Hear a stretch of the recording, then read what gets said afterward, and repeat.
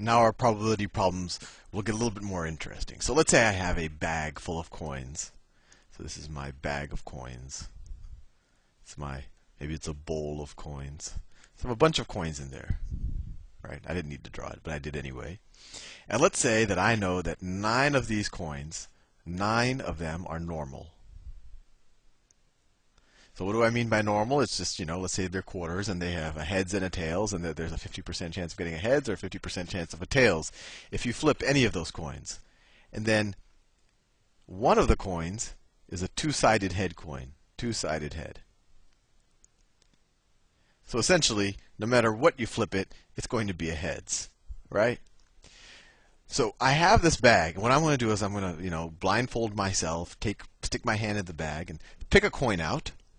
And then I'm going to flip that coin, I don't know, I'm going to flip it 5 times.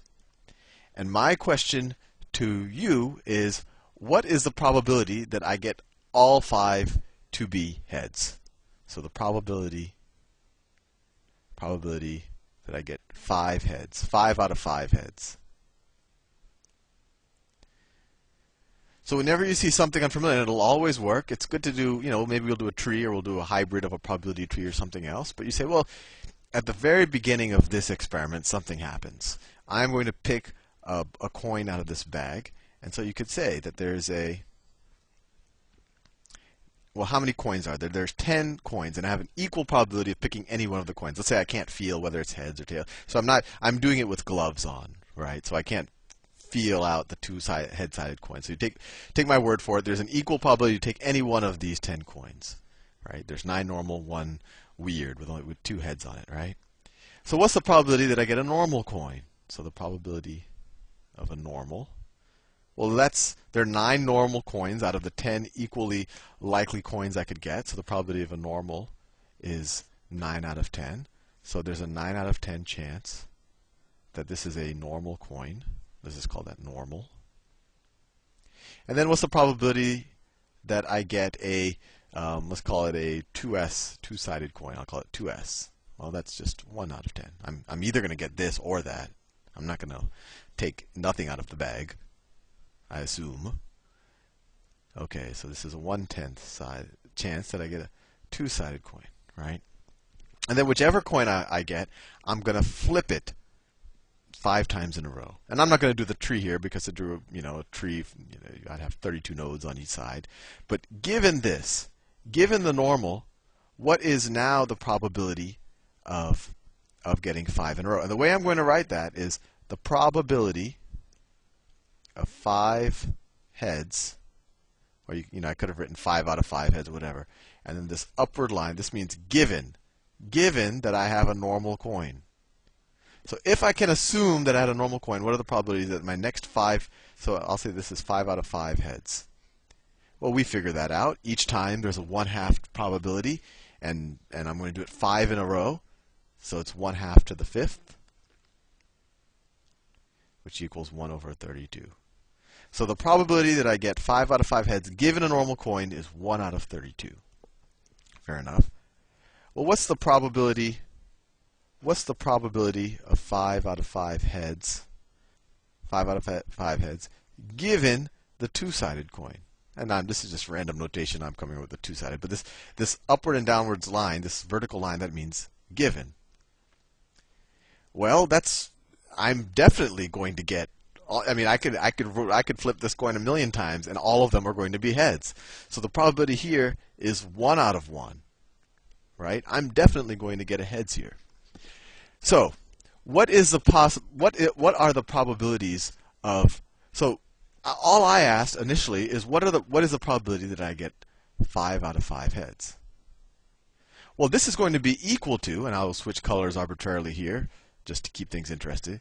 This is going to be equal to the probability that you get 5 out of 5 heads given, let's call that a normal coin.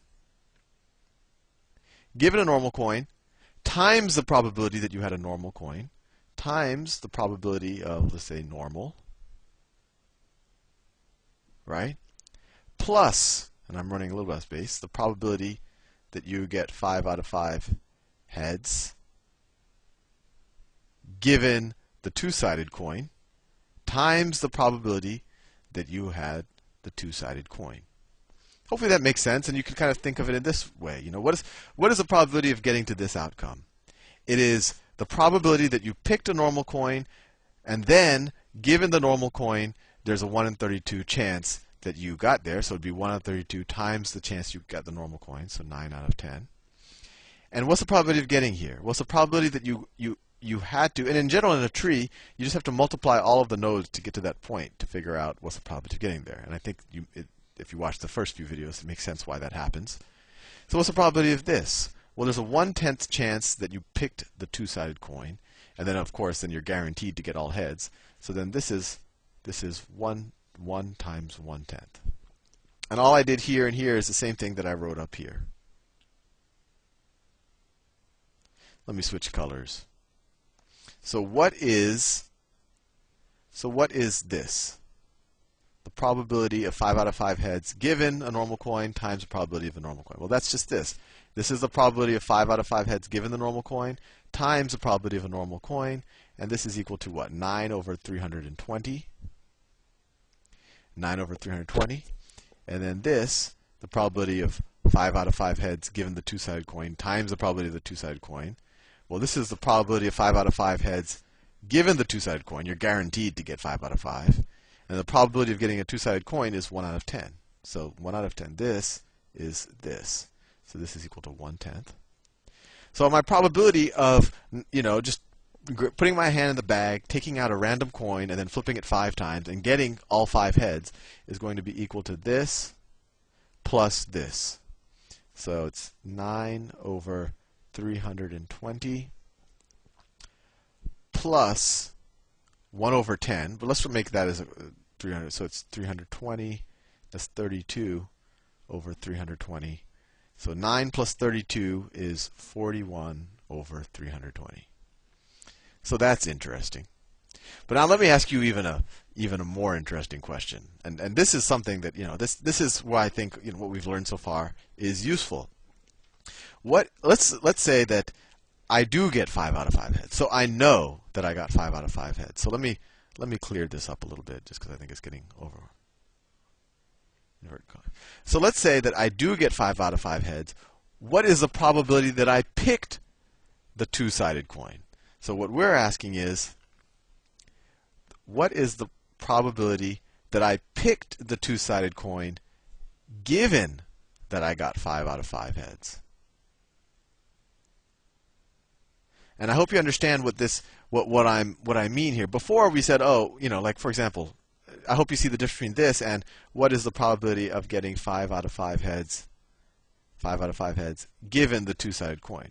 Well, this is, if I know I have a two-sided coin, I know that the probability is equal to 1. I know that I'm guaranteed to get 5 heads. But this is a little bit more interesting.